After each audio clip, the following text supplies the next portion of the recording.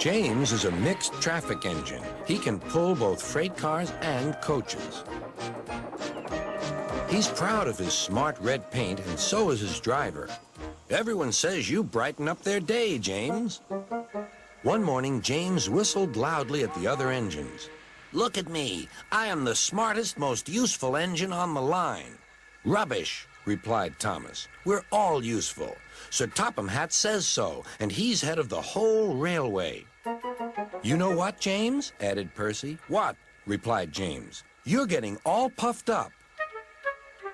James huffed away. Later, he was still boasting. I'm the pride of the line. I saw you pulling freight cars, snorted Gordon. You're only a goods engine. I pull coaches, too. Not as much as I do. But Sir TheFattHatt has plans for me. James was only making this up, but Gordon believed him. What plans? Wait and see. Oh, dear, he thought. Now what'll I do? Thomas was shunting shining new coaches. Good morning, James.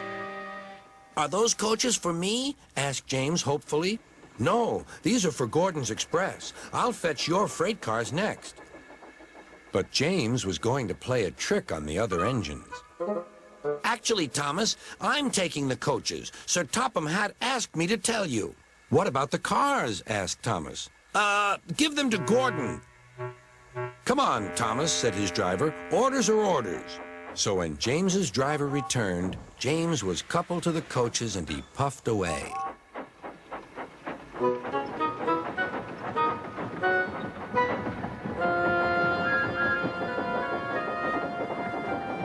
Thomas returned with the freight cars, and a few minutes later, Gordon arrived.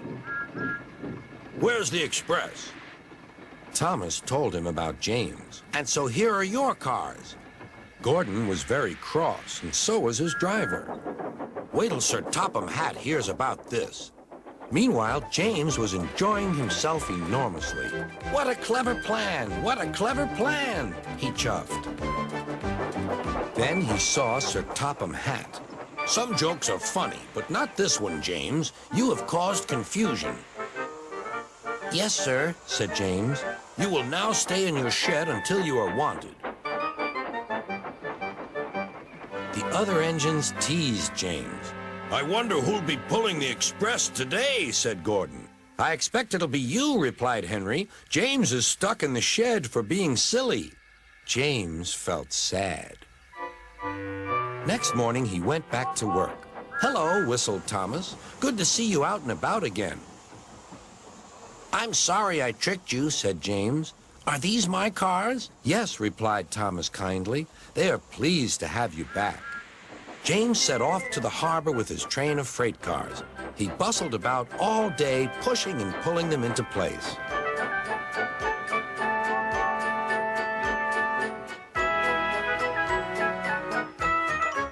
Time to go home now, James, said his driver at last. No cars or passengers, just we two. But his driver was wrong. Excuse me, called a man. I have a meeting with Sir TheFattHatt, and I mustn't be late. May I ride back with you? Of course, replied James's driver. Then he whispered to James, this gentleman is a railway inspector. James was most impressed. He steamed along the line as smoothly and quickly as he could.